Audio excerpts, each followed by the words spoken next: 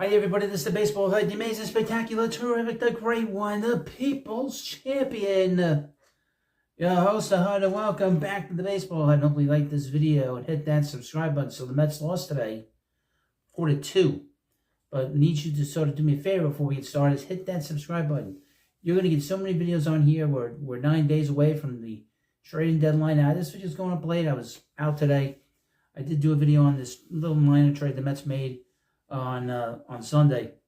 But you need to hit that subscribe button because you'll get everything about the Mets on this channel that you could possibly get. No other channel will give you what I'm giving you here. 3 videos a day, shorts, live streams, the gamut. But going through this game, reading some of the stuff that was said, going through the box score. Just going to give you my sort of impressions of this, not having watched it. I heard the end of the game. Couple of things, and I said this on Friday. On Friday, the Mets lost because they didn't get starting pitching. And today, again, the starting pitching was really not there. Christian Scott just has not been good enough. Okay, he's come in with a very highly anticipated arrival, but he did not pitch well today, and he really hasn't pitched well at all in general. Aside from his first, it's funny, the first 2 starts that he had when he came up, they were very good. But now we've seen this sort of decline over the last, 7 starts that he's had. He's had 10 starts in the majors, 9 starts. And you've seen a decline in terms of his stuff, in terms of his ability to get ahead in the count, his ability to put hitters away, not recognizing a bad pitch from a good pitch. I see a real lack of sort of move forward and doing the good work that he did in the minor leagues. He does have good stuff, but I'm thinking that maybe the Mets should send him back now. Maybe the Mets give him one more start, and maybe they decide to put Jose Butto in the rotation. Now, Butto has pitched really well. He has pitched well in the rotation. He's pitched well out of long relief in the bullpen. He's been a real good bright spot over the last few weeks. But because of Scott's inability to go long in games, his last start, he didn't finish 5 innings.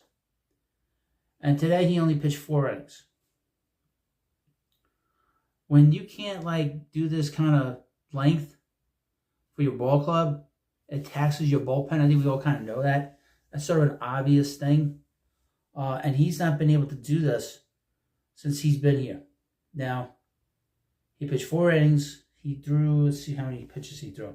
75 pitches, 50 to 25 strikes to balls. I think we sort of seen that he does a lot of strikes, probably too many strikes. But the ability to command the strike zone seems to be lacking. And that's kind of what we see here. That he wants to commit to a pitch and it's getting hit out. And that's another thing that's a concern, is he does give up a lot of home runs. And even though he was pitching well in AAA, he was giving up a lot of home runs in AAA. Gave up 7 hits, so obviously, from what I read, he was very much in trouble the whole day. And Chaz Chisholm got the better of him, I guess, in the 3rd inning. Let's see. I guess in the 3rd inning. And the 4th inning. So really, after the 4th inning, he was done. And then, because you have to go to your bullpen so early, the Mets go to the very reliable, the very annoying, not reliable, Adrian Hauser, who gave up another home run to Jake Berger. When you have to go to guys like Hauser, and of course they brought in Diekman later in the game, you are really, really putting yourself behind the 8 ball when it comes to winning the game. And that is something that the Mets are going to need to address by July 30th at the trade deadline. They need more help in this bullpen. But you have to get length out of your rotation. And now he did not pitch as poorly as Shomania did on Friday, but he did not get into the 5th inning. And if you don't get into the 5th inning, You don't finish 5 innings, you're basically killing your pitching staff. You're killing your bullpen. And this basically puts your team behind early and puts your team at a disadvantage. And this has been happening with him in particular over the last few starts since he's been back in the majors. I would think that at some point the Mets should decide that maybe you give him one more start. I know they want to go to a 6-man rotation, but we want to just put Buto in the rotation. If that were the case, because he's pitched well enough, you can kind of deal with that. Now on to this offense. It's been struggling since it came back from the All-Star break. Look, they were so hot for so long. They were going to slow down a little bit. Vientos had a couple of hits in this game. One of the guys that had a big hit was JD Martinez, who's been kind of quiet. Jose Iglesias has done a good job. Jeff McNeil came late in the game, went 0 for 1, struck out as a pinch hitter for Tyrone Taylor. But you have a thing here. And even though McNeil had a big game on Friday, he's not an everyday right fielder, okay? He is an everyday infielder, plays the outfield a little bit, but he's not an outfielder. I've said this, I was saying this even before the Mets had this sort of drag in their offense since coming back from the All-Star break. I felt that they needed to get another bat in this lineup. I still believe that. An everyday guy, the guy that can, you don't have to get a superstar. I'm not in favor of Jesse Winker at all. I know he's been mentioned in a lot of places. I stay away from Jesse Winker. He is terrible. He's a mediocre player. And if you play with the Mets, he is no Met killer, and he'll kill the Mets in the opposite direction. And like I said, the Mets do not have a regular right fielder right now. And I don't trust Starling Marte to play well and to hit well when he comes back. Because we've seen in the past, since he's been with the Mets, when he's not feeling perfect physically, you're not going to get anything out of him offensively that's going to be an impact. Now, he'd been an impact player the last few weeks before he got injured. But prior to that, when he's been injured, last year he put up some numbers, but they weren't like impact numbers. When he got hurt in August from 2 years ago, he came back. He wasn't the same. And it's the same situation now. I do not trust him. So that's why it's important for the Mets to get another bat in this lineup. And like I said, a guy like a Michael Ford would be perfect. And I'm going to give you another example why he would be a good fit here. And one obviously knows the terrain. More importantly, Pete Alonso. Pete is struggling. He's on pace to hit 31 home runs. That's great. That's a good number. But you expect 40 home runs out of him. He's got 54 RBIs. He's on pace, I guess, to hit 88, driving 88 runs. That's not good enough. So what you want to get is you want to get a guy. This is how Moneyball works. If you haven't watched the movie, I never read the book. I've seen the movie. They talked a lot about before the 2002 season, trying to replicate some of the offense that they had with Jason Giambi, and we're putting on to say Scott Hatteberg, David Justice, and trying to sort of create a version of Giambi in terms of just the numbers. Okay, you bring in a guy that gets on base a lot. You get some home runs here, some home runs there, and that's what you're trying to do. I bring up Conforto because, just to use him as an example, you want to get a guy that comes in here that can pick up the pace with the home runs. So say Pete hits 31 home runs. You get a guy that can maybe hit 6 to 8 home runs between August 1st and October 1st. You bring in a guy that can drive in 20 to 30 runs between August 1st and October 1st.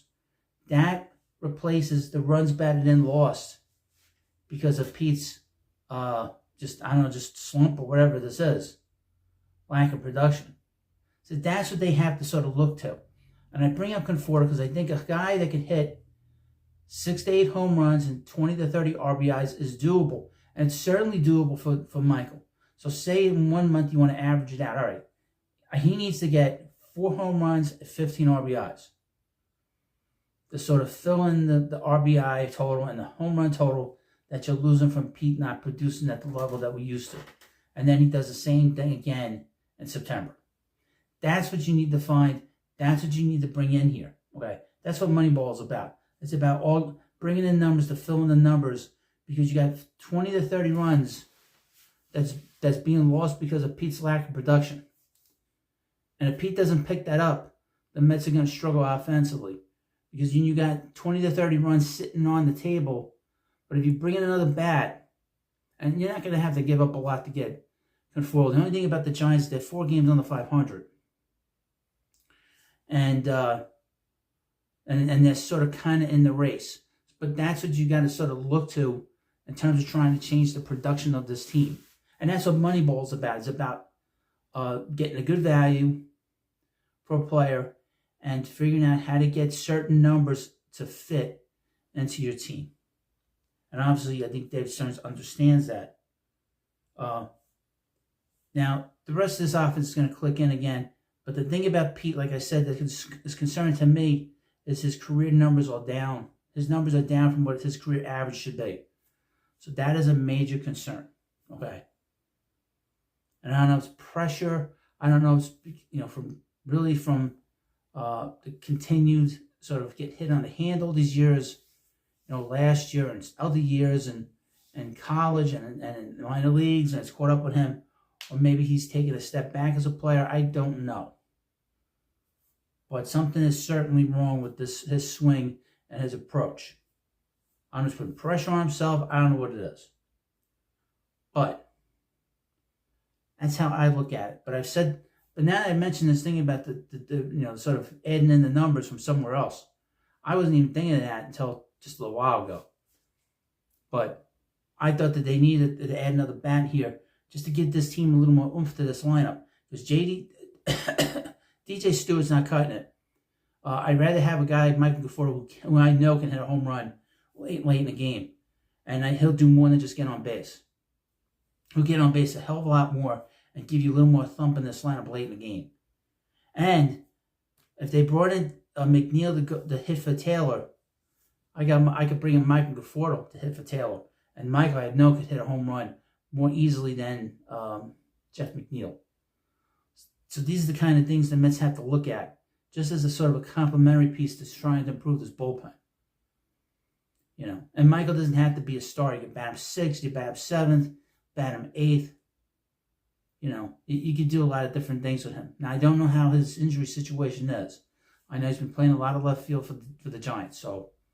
But that's where I am at with this situation. But let's have some issues here that got to clear up. One is they got to clear up a Christian Scott, improve the bullpen continually, and of course figure out where to get the numbers that you're losing from Pete's lack of production and find it from somewhere else, an outside source, to where you're not going to have to sell the farm and really put yourself further away than you want to be next year and beyond. So thank you for watching this video. And of course, please subscribe to the Baseball Hut, especially if you're not on X and you're not on Facebook. And I thank you, and I'll see you later.